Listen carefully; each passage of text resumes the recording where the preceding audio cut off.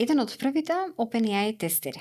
Човек кој што интензивно се занимава со вештачка интелигенција и ја напишал книгата AI Journey. Претседател и основач на здруженијето AI Now. Сует Сефери во оваа епизода на Newbies.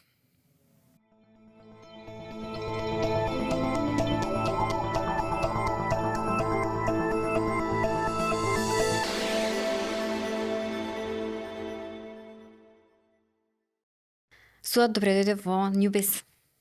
Добро ве најдов. Вака сега седнати еден наспроти друг да зборуваме за вештачка интелигенција, некој ти рече што имено вие, зашто токму Сует да зборува за тоа? И ако те прашам, зашто токму Сует да зборува за вештачка интелигенција, што те ми кажеш? Што било пресудно во твојот живот за да влезеш и да се заинтересираш токму за тоа? Па, првично јас сум во IT индустријата, не знам, 25 години, можда и повише. И цело време во IT индустријата до сега не се сменило ништо, мислам по-конкретно како што е вештачка интелигенција. И сум еден од првите бета тестери на OpenAI од 2021-2022, таман тогаш кога излезе.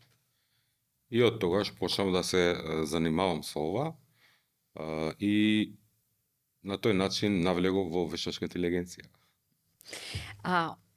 Од една страна велиш долго се занимавам, од друга страна велиш навлегов, ама сега е ова многу важен момент. Заради тоа што е важен момент, реши дека треба да направиме здружение кое што ќе даде некаква поддршка на променава што се случува.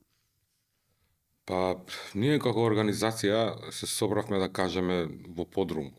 Едно 5-6 души и сите 5-6 души се професионалци кои имаат искуство исто како јас по 20 и нешто. Значи, го имаме сега Джигал што е професор во Балкански универзитет. Го имаме Војан Стојковски што е главен уредник на IT.com.mk. Имаме Билјана Димовска, исто она работи за странски пазар. Александра Тодоровиќ, она е новинар што ни ја води цела комуникација и пиар. Значи, целиот концепт е, се собравме едни луѓе што се имат многу големо искуство и нашата цел е, значи, да ја приближиме вештачка интелигенција до луѓето во Македонија, зашто забележавме дека цело време се зборува за вештачка интелигенција, меѓутоа или е премногу технички, или е премногу далечно и луѓето доаѓаат до нека заблуда. И сакавме да направиме нешто што ќе биде конкретно, корисно, што ќе отвори диалог како ова технологија влијае во секојдневието, не само во IT секторот, туку и во образованието, во правото, во медиумите, па наскоро и во медицината, каде што веќе почнува да функционира тоа како сегмент. Велиш заблуди, со кои заблуди се соочувате? Што е она што сакате да го разбиете преку активностите на здруженијето? Па, значи, првично сакаме да направиме некој, тоест се работи на тој бренд, не бренд awareness, туку AI awareness, каде што луѓето не треба да го користат тоа само како транслейт или како пишување на мејлови. Значи, има многу други работи и каде што може да се инвестира, пример конкретно во медицината. Значи, јас направив едно истражување со неколку снимки од, не знам, 9 месеци пациент што се лечи, за да ми даде вештачка интелигенција конкретно што треба лекарот да му даде понатака, која терапија и кои чекори треба да ги превземе лекарот. Значи, не е само да го користиме тоа само за пишување на мејлови или само за транслейт, не знам.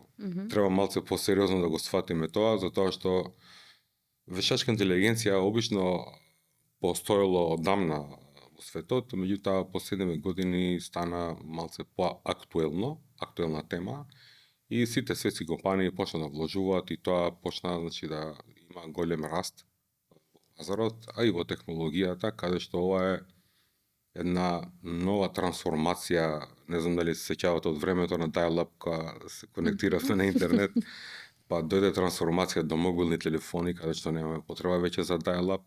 Истиот начин се развива и вештачка интелигенција, каде што луѓето сакаат, неќаат, мора да се прилагодат и да влезат во системот на вештачка интелигенција, кој што веќе се користи. Тебе лично, Во која индустрија најмногу те возбудува влезот на вештачката интелигенција? Каде мислиш дека ти има најмногу примена за добро?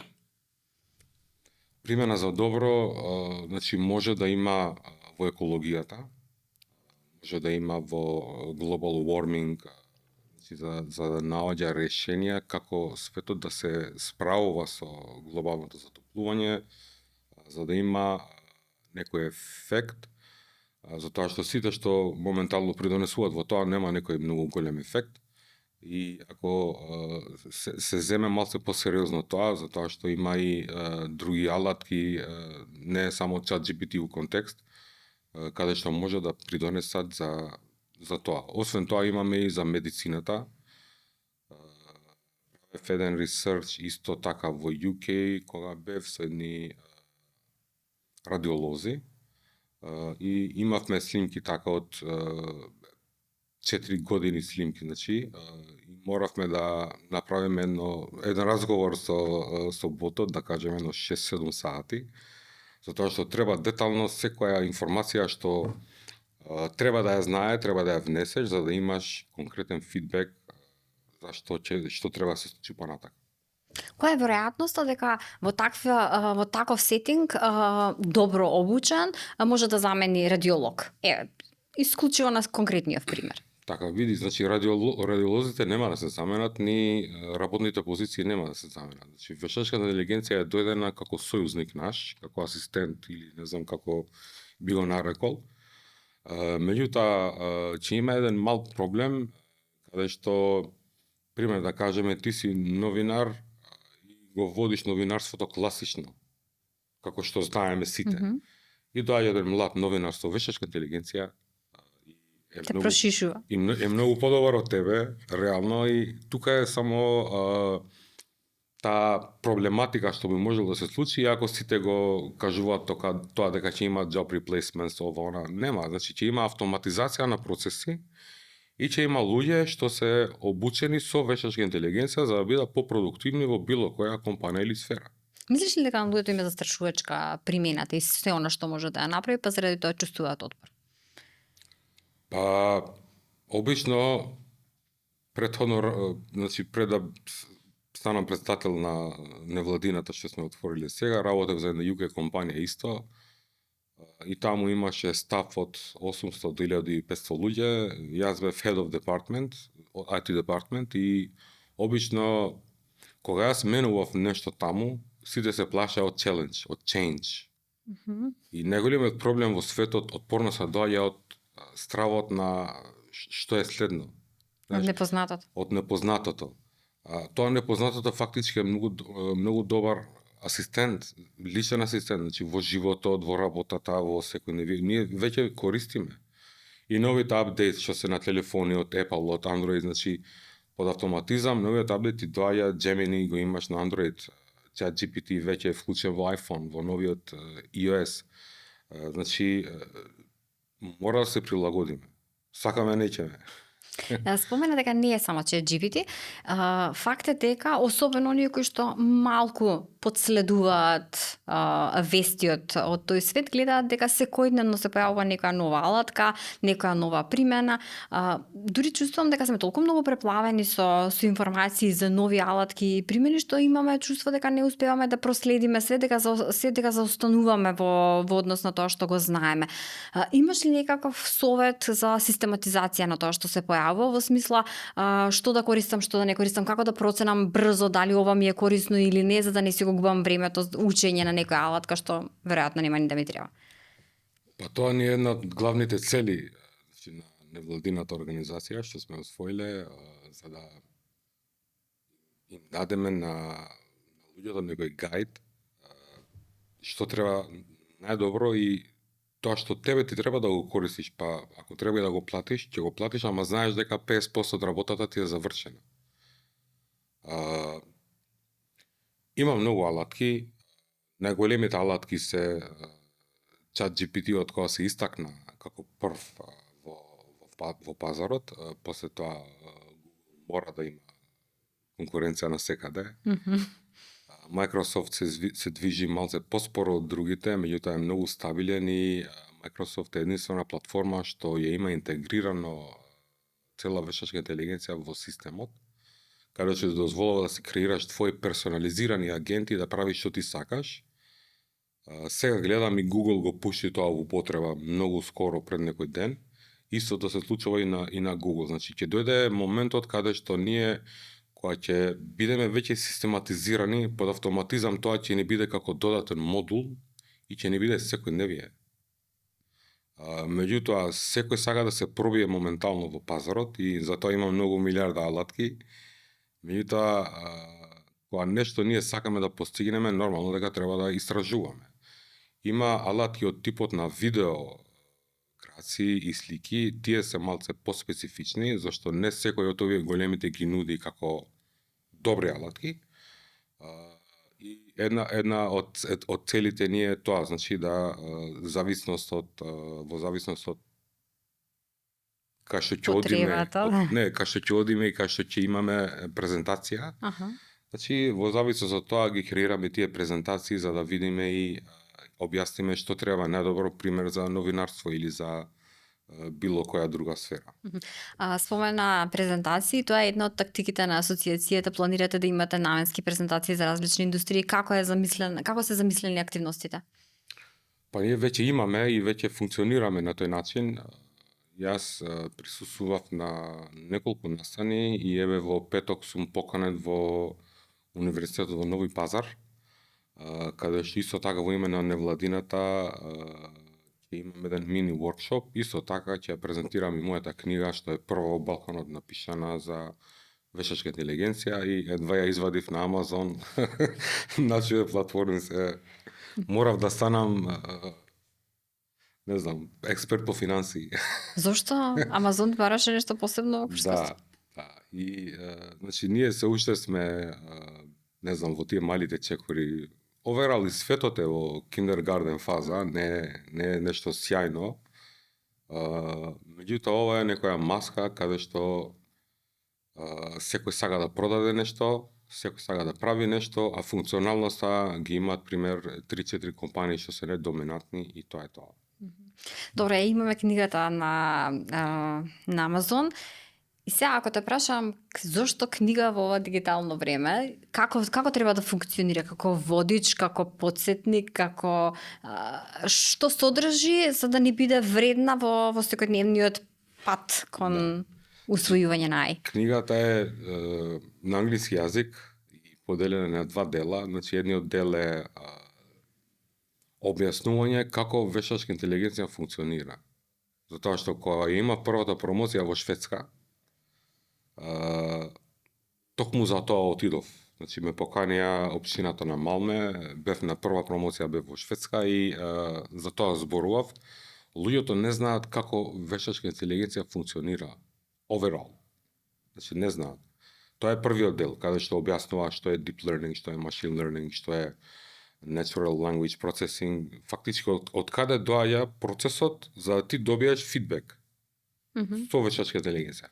Вториот дел е roleplay chapter, каде што сум ги покрил скоро сите индустрии и додадени се промптови, каде што тебе те инспирира и ти дава знаење како да извлечеш од алатките што ги користиш, ChatGPT, Gemini или било кој, максимално информација или тоа што ти треба.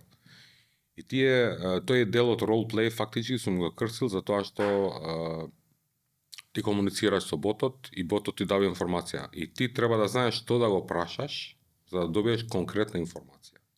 И со тоа можеш фактички да извлечеш доста информации. Сега, тука е потешкиот дел. Како да знам што да прашам? Има ли некоја, имаш ли некоја препорака по однос на тоа како да размислуваме во процесот на генерирање на прашања или насоки за моделот? Значи, тие се делат на 3 или 4 модули, да кажеме. Значи, треба еднаш да знаеш контекст, што сакаш да постигнеш. Кој е контекстот? После треба да знаеш која команда да ја дадеш. Затоа што ако дадеш некоја команда, пишуваш за новинарство и даваш команда за медицина, и он ќе се збуни тука. И обично кога му даваш команда треба да му кажеш дека ти си во другата страна лекарот, ти си новинарот. Ти си новинарот од TEDx или не знам, ти си новинарот што е најдобриот во CNN. И на тој начин фидбекот на информација, тоа што ти го враќа е малце по утежина фактички. Освен тоа, доколку си студент, и тоа треба да бидеш многу предпазлив, бараш нешто за да ти заврши некоја задача или да ти каже како да функционираш, затоа што сега има и нови алатки што гледам дека големите универзитети ги користат за да ловат плагијат за студентите. Така. Мислам дека е многу корисно, затоа што не е поентата да го напишеш само и да не те откријат дали си го позаимил од некаде, туку поентата е да стигнеш до тоа да ја абсорбираш многу знаење, начин на кој што би селектирал ова е корисно, ова не, ова можам да градам дополнително, ова не ми се вклопува. Една од најфасцинантните за мене карактеристики на моделите кај оние reasoning е тоа што ми поставуваат прашање. Тоа го сакам најмногу, затоа што не можам да си замислам дека можам да му дадам сеопфатен промпт и супер ми е кога те ме допраша нешто за да можам да си докажам. Заборев тоа да ти кажам така. Како да го совладаме тој момент дека треба да бираме што да користиме. Дали е, не знам, класичниот 4.0 на ChatGPT или Reasoning или Canvas. Имаш ли насоки по однос на тоа кој од кој профил треба да користи каков модел? Значи, вештачка интелигенција во глобала се дели од 3 дела. Значи, првото е Narrow AI, се вика Narrow AI, второто е General AI и третото е Super AI. Narrow AI е фазата кај што ние се наоѓаме сега. Narrow AI фактички функционира со една команда. И интелигенцијата на Narrow AI е малце пониска од човечката. За разлика од Narrow AI, General AI може да прави мултитаскинг команди и може да размислува equal to човек, значи еднакво на човекот. Супер AI не збориме. Да чекаме да стигне. Да. И сега Narrow AI, тоест 4.0, не 4.0, O3 мини, мислам, или O3 кога излезе, значи OpenAI ги изгради темелите за General AI. Значи со тој излез на O3. И сега ние користиме 4.0. Значи сега да кажеме цигла по цигла тоа се гради и се води кон General AI. General AI, значи како што ти кажав, даваш команда и му кажуваш резервира ми 3 хотела, дури со цените види таму попусти сакам. И на тој начин тоа ќе треба да функционира. И темелите се веќе изградени, одиме кон тоа, значи за да ботот што ти комуницираш биде мултитаскинг, не биде само еден таск, туку да има повеќе таскови и истите таскови да ги врши истовремено. Сега, кој ќе го земе знамето за овие што ќе се прават измени, значи и Кина е во игра, не дека не е. DeepSeek, гледам дека има нешто ново што е DeepSight се вика. Значи тоа е во development делот, каде што му возможува на програмерот да креира апликација без да биде програмер. Значи нема кодирачко знаење? Нема кодирачко знаење, но код и тоа DeepSeek го прави. И овие други да го прават, ама DeepSeek има нешто специфично што другите го немат. И сега тука е таа борбата што ќе се знае кој ќе биде. Ама ако немам кодирачко знаење, да ми напише нешто врска, немам дали е добро или не. Пак некој треба да го провери. Да, меѓутоа, доколку тоа ти заврши тебе 90% од работата, 10% ако платиш еден девелопер, не е страшно. Да. Ама види, па тука се јавува една друга ситуација. Што правиме со джуниор позициите? Кој ќе ги расте тие джуниор позиции, кои ти им даде шанса на новите, ако не ни требаат во таа фаза? Да, значи тоа би можело да биде проблем, меѓутоа како што нагласив, овие големите компании што се малце поголеми, јас бев во таква и знам како е, значи ние секогаш им обрнуваме многу внимание на тие интершип што се јуниор, за да ги учиме, се однесуваме многу подобро со нив отколку со другите. Значи има еден таков мини протокол каде што луѓето се уште имаат емоција. Тоа е многу важно и за нас е многу важно зашто ако влегуваш ти зборуваш со ChatGPT, он ти одговара cold, без емоција. Сепак ние сме тие што треба таа моралната одговорност да ја чувствуваме сами. Е, се, ако влегуваме во таа моралната одговорност, во етичноста, во емоцијата, се поставува прашањето кој ги поставува етичките рамки на вештачката интелигенција, не само по однос на тоа дали е автор на тоа што го направила, дали има авторски права, дали е не знам дали сте коавтори, туку и од аспект на тоа имаше еден пример, адвокатска компанија ги става своите договори во алатка со вештачка интелигенција за да прави алатката ревизија и по известно време, всушност не света дека во полисите, во privacy policy всушност моделов има право да ги користи тие понатаму за генерирање, се појавуваат истите нивни темплети во одговорите на други. И тука се ствара и страв и паника. Шо во таква ситуација? Како да ја маркираме територијата, што треба, што не треба, што е етички, што не? Така, значи како прво, рачуна дека интернетот ти е твојата, не интернетот, него твојот акаунт, каде што користиш ти работи, влегува малце во cyber security сега. Ти е куќа. И некој влезе, ти го земе клучот и ти го, или ќе ти украде некој цвеќе и ќе изеде, ти не си видел.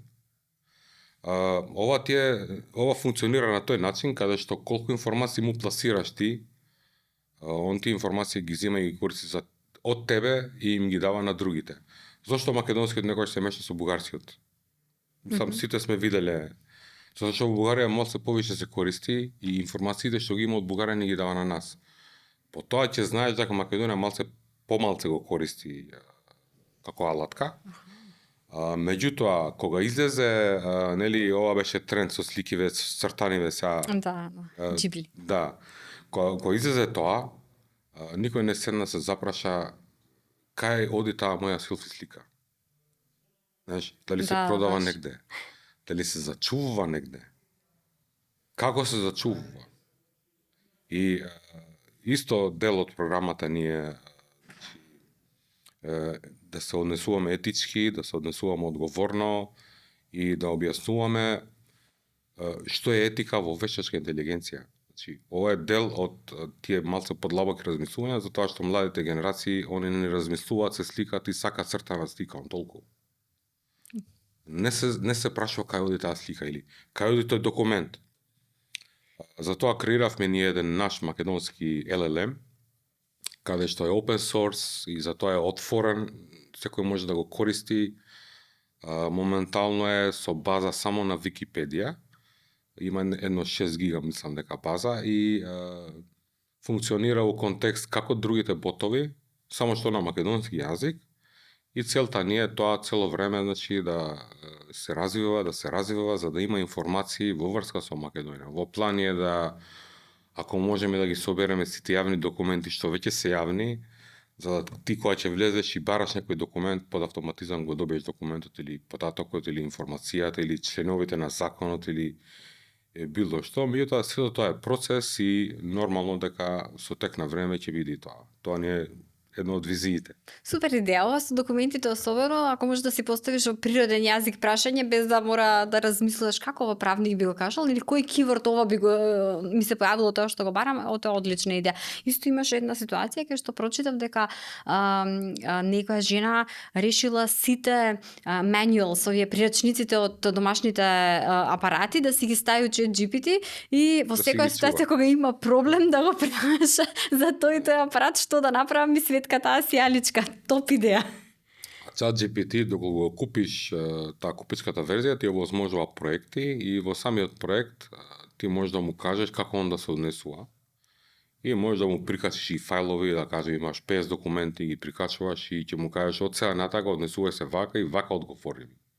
И на тој начин веќе функционираш. Затоа ти викам, значи, битно е да тоа го чувствуваме ние како нас сојузник, како наш, што ни помага, асистент. Не треба тоа да го сфаќаме не трагично или Спомена кога купиш, сметаш дека се оправдани цените и вложувањето и плаќањето на платена верзија? На било што, не само на ChatGPT, било која алатка? Види, во Македонија, според нашиот стандард, мислам дека е малце скапо. Обично Netflix е многу добро ориентиран кон другите држави и за македонски пазар Netflix е 5 евра, мислам дека. И треба и овие големите компании да размислуваат на тој начин, затоа што доколку он го продаде во Македонија 5 евра и таму 20, ќе профитира од Македонија од таму, меѓутоа тоа е веќе друг дел од овакво функционирањето. Меѓутоа, како Мислам- корисник треба да ги платаме. Да, како корисник треба, ја го плаќам еднаш на неколку месеци, зашто некогаш ми треба, некогаш не. И на тој начин се трудам да штедам, иначе убаво е да се плати доколку имаш можности, зашто да не. И освен тоа си во тек со новите апдейтс, еве со новите, што ти кажувам, проект што ти дава опција да правиш како што ти сакаш и на многу едноставен начин може да функционираш да го средиш сето тоа.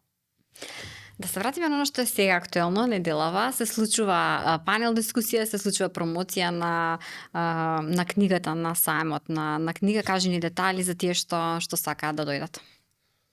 Па, ние значи го организираме ова со македонска издавачка куќа, сам така беше? Не, Асоциација за македонски издавачи, извини. Добро. Да. Затоа што Александра ги води сите овие работи, ја не сум доволно информиран, меѓутоа јас сум дел од панелистите, освен јас ќе биде и нашиот друг колега што е Сеат Джигал, исто и он е дел од нашата организација. Александра ќе биде модераторот. Сме ја поканили Марина Тунева да зборува малце за етиката во медиумите и во авторството и мислам дека Сашка Отирала, да. Да, и Сашка отирала е. И целиот концепт е да направиме една дискусија за да видиме кај е вештачка интелигенција во авторството и дали е добро или не, или што придонесува, што не. И на тој начин сметам дека ќе биде многу интересно, многу добро и сите тие кои што се заинтересирани може да дојдат да посетат. Мислам дека е на 12 мај од 18 часот. Така да. Супер. Да зборуваме малку за визијата. На каде гледаш дека те се развива работата на AI Now, на организацијата, во услови на ваков интензивен развој на вештачката интелигенција глобално? Генерално, значи има многу голем интерес за нови членови. Имаме многу голем интерес исто и од студенти што се интересираат и за тоа сакаме да имаме некои партнерства и со други невладини што би можеле и они да ни помогнат и финансиски и проектни на било кој начин, за да можеме да развиеме некоја платформа или некој си центар каде што би можеле да им помогнеме на младите, на другите невладини, на компаниите и така натака. Значи тоа ни е една од главните цели за да направиме еден таков центар. И во тој центар би можеле да одржуваме и панели, workshops, работилници и што и да има потреба општеството реално. Затоа што нашите цели се имаме многу humanized approach, значи имаме многу отворен пристап, транспарентна комуникација, сите членови се исти, немаме его, знаеш како функционира светот, ние не сме од тој свет и сите сакаме да придонесеме нешто што сметаме дека ќе придонесеме и во општеството. Ги спомена и студентите и компаниите.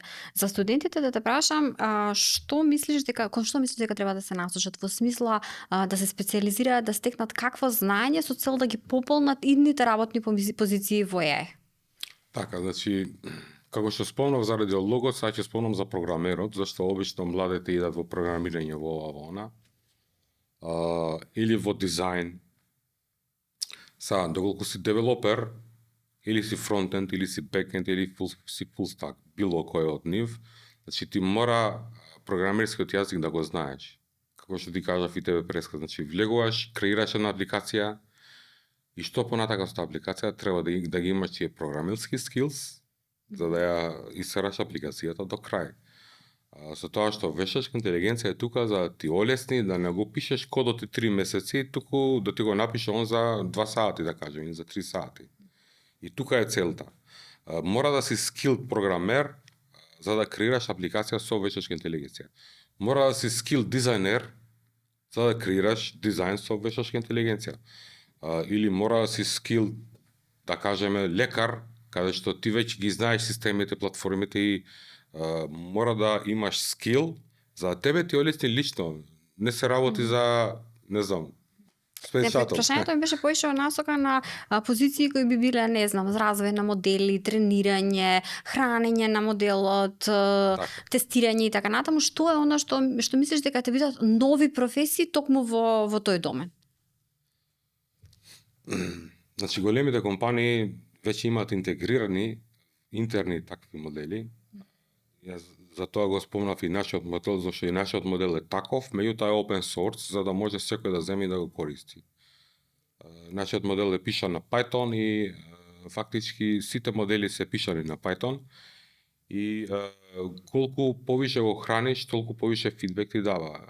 Ние сме ставиле една база од Википедија, како што споменав, од 5 гига и све што има во Википедија, доколку ти го прашаш, ботот ти дава информација.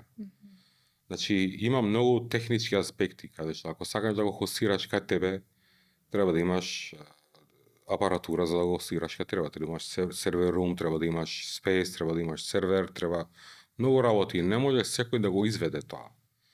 Меѓутоа, NVIDIA развила една платформа каде што ти овозможува тебе да се инсталираш во твојот лаптоп нешто такво и во твојот лаптоп локално си комуницираш и си функционираш без интернет. Тоа е за DeepSeek, мислам дека беше, дека има можност локално да се симне, не? Не, DeepSeek не, NVIDIA. Има нивна платформа, има една друга исто кинеска. Кинески има малце повише. Затоа што Кина обично информациите им требат на Кина. И краде. Да, и кога и да влезеш на интернет, фактички тие информации треба да идат негде. Затоа ја спомнав нашата платформа, затоа што нема никаков таков тракер или бекграунд каде што значи све е open, отворен код. Може би оваа варијанта на без интернет, значи ограничено користење на локален простор е добра за компаниите, заради тоа што на тој начин си ги чуваат документите, доверливи информации за вработени, за клиенти, не знам, договори што го и трговски, овие како се викаат, индустријски тајни, например. Така, да. Тоа е една од значи можностите што секоја компанија може да ја направи доколку вложи малце и гледам дека сите вложуваат веќе. Меѓутоа, кај нив таргет е автоматизација и продажба. Значи, они сакаат да има повише автоматизација за да не плаќат работени и да има повише продажба за да они профитираат фактички, да. Затоа е многу важно секој млад или секој, не знам, што користи вештачка интелигенција да не споделува сензитивни лични информации со ChatGPT или со било кој бот. Значи, тоа треба да ти биде како алатка, заврши ми нешто вакво, или ако сакаш да влезеш во програмерскиот дел, значи може да ти помогне во код, или ако сакаш да ти припрема една емисија, може да ти припрема една емисија и тоа како он ќе се однесува, ти треба да го дефинираш и треба да го учиш и тоа цело време така функционира.